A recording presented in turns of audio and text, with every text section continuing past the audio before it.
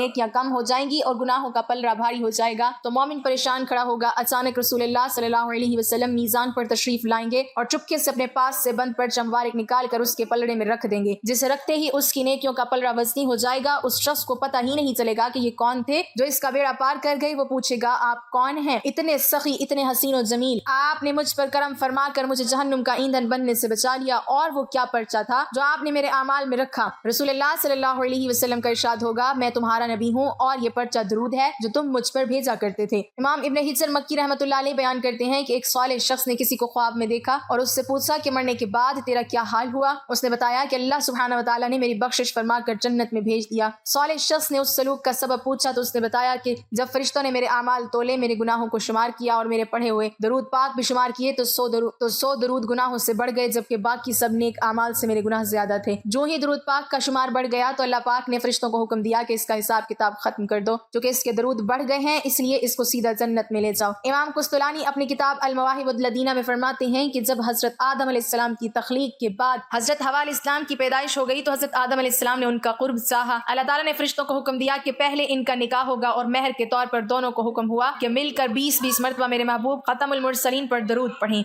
एक रिवायत में 3-3 मरतबा बयान हुआ है। चुनांचे